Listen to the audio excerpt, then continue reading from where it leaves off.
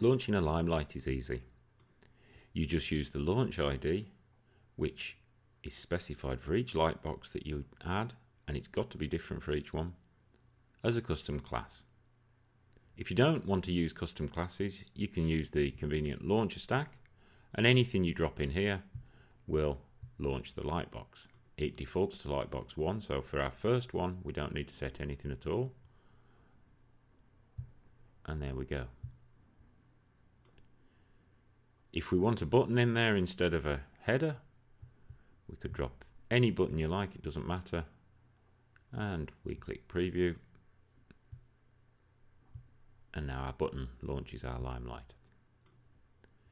If you don't want to use the launcher and you want to use custom classes, you just use this lightbox 1 or whatever you've changed it to as a custom class on anything you like. So this button will still launch it now, but without the launcher stack. And of course you can put the custom class in text as well if you want. So let's add a piece of stacks text and just create a link. And we're going to add a class. And our class is going to be lightbox 1 again, our launch ID. And we just need to add a hash into the URL. So let's now preview that. And there we have it, a lightbox from a link in text. Limelight looks great out of the box. Here's one we've just dropped onto the page, put a couple of images and a video into. Let's have a look how that looks. We get a nice fade in, we've got our background, and we've got beautifully styled SVG icons for our close and our navigation between different Limelights. These SVGs are very customizable and you've got lots of styling, and they're particularly helpful for people who suffer an adverse reaction to Font Awesome.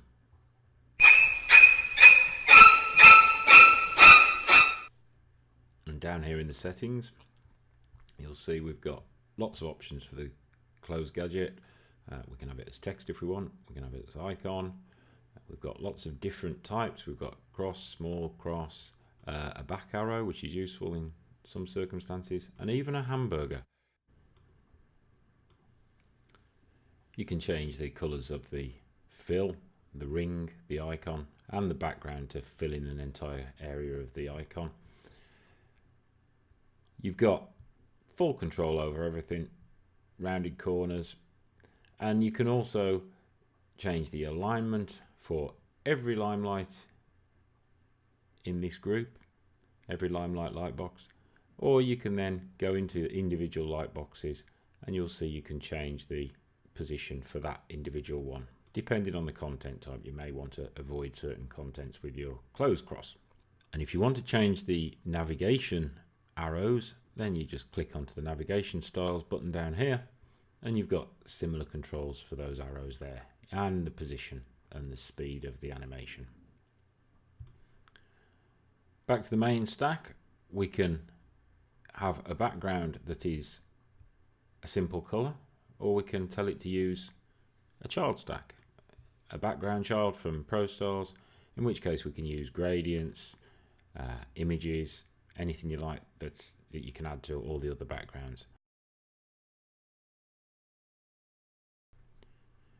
The Multimap feature is a convenient way to add several maps of your locations or venues for events by only using one Google Maps Lightbox child stack in Limelight. So first thing to do is change the source from Google Map to multiple Google Map, and you'll see that we lose the ability to type in the address here because it tells us to use the launcher. So let's use a launcher, and in there we'll put a bit of text, and we'll just say St. Paul's Cathedral. I'm just going to copy that, and then in our launcher settings, instead of the action being open Limelight content, we're going to say Multimap.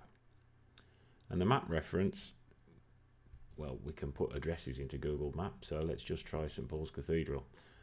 Make life simple for ourselves, and it's going to open Lightbox 1, the launcher defaults to Lightbox 1. And there we go, St Paul's Cathedral. Great, that's no different to a normal Limelight map at the moment. But now what we can do is we could add another one, but we could just duplicate this one. And we could say that we want this one to be, we'll stick with the St.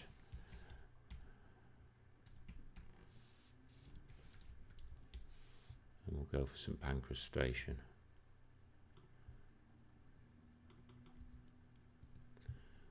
Okay, let's try that. And there we've got St Pancras Station, and we go back to that one, and we've got St Paul's Cathedral. So it's very, very simple to use, and the main application, as I say, would be if you had venues for events or multiple addresses for your businesses, and you might want to do it something like this. Say you've got a 2-column, we'll give this section an ID of mapsec or something like that. Let's copy that, and this time we'll say that we want this Limelight to appear in that. So we'll say sections pro, and we're going to put in mapsec. We're going to scale the host stack to the content because there's nothing in it at the moment, so that will stretch the section, and we'll just put our launchers in the left hand column. Okay, so let's see what we've got now. So left hand column, and the map is in the right hand column, and now of course we can click on the different ones. Okay, so it would probably be nicer if we set this up a bit more and padded it out and moved the text around and so on and so forth. And don't forget, you've got the controls in the launcher stack where you can dim when it's open or style it, change the color of the link, for instance, when it's open, and so on, just to make it a bit more user friendly. Limelight makes it easy to manage edit mode with its content. Here we've got 2 Limelights on a page, one with a green background and a couple of maps in it, and one with a off black background with various different types of content light boxes.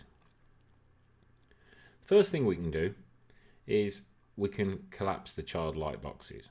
Now when you've only got maps in there, which don't take up much room anyway, if we click collapse all child light boxes, it saves a bit of space. So that's on and that's collapsed. But where it really comes into its own is when we've got things like stacks content and images and large, tall content. So here we can now collapse all our child light boxes, and we've got a massive space saving. We can still see what's in each one. It's an image warehoused, and its ID is Lightbox 3, so on and so forth. But it makes it a lot easier to manage. And then whenever we want to change anything, we can either just select it like that, and we can still change settings, or if we need to see what's going on, then we can go back to the Limelight stack and just turn off the collapse. The other thing I should say with the Limelight image child is that if you turn on lazy preload, which is on by default and is recommended that you use anyway because it will increase your page loading time, speed, decrease the time, turn that on, you won't see the image anyway. It will just give you the link to the image. So normally you won't see those images in edit mode. A couple of other features. We can show the trigger classes in edit mode. Now these are really for advanced users, and for very advanced users we've got the events, but let's just have a quick look at the trigger classes. The Limelight-close class will close all light boxes in that Limelight. Now you think, well, why might there be more than one open? It's a light box, you only have one open. Well, if it's open in a section, then you can have more than one open at a time. It's Limelight 1 close because ID of this Limelight is Limelight 1. So this is the ID of the main stack. Now this is only used for these trigger classes and to associate it with a Limelight bar stack. So if we were to change this to my Limelight, then the trigger class here becomes my Limelight close. So anything with that class will close all the Limelights in that lightbox. Close individual ones, we use the launch ID. So this will be map1-close. This will be map2-close. If you want to close all on a page, it's just give something a class of Limelight close all. And finally, we've got some events for super events users that are exposed on the window that report when a user's closed a Limelight. So that's when it's been closed by one of these classes on a button or another element, when it's been opened, and it also gives details here of how you would return the unique ID of that particular lightbox through the instance unique ID method. So that's enough of the trigger classes. Now, usually you'll never ever need those.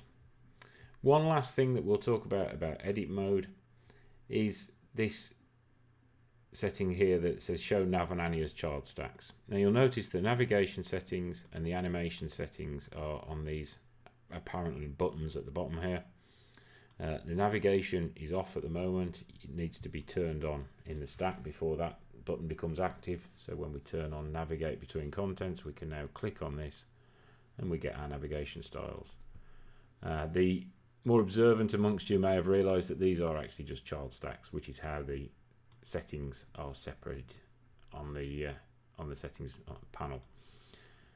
Now the close cross is hidden, so you shouldn't be able to close them, but if by any chance you hit backspace or something like that, and then you've deleted your animation settings, and obviously there's a plus button there that will then add it back again. If for any reason you lose both of them and can't get them back, then you can disable this button view and just show them as normal child stack. So you'll see it says animation settings. So this is actually a more familiar interface. We've got our navigation styles and our animations, but again that takes up more space. So really this whole exercise is just a space saving exercise, and it looks nicer and it's just nice and compact.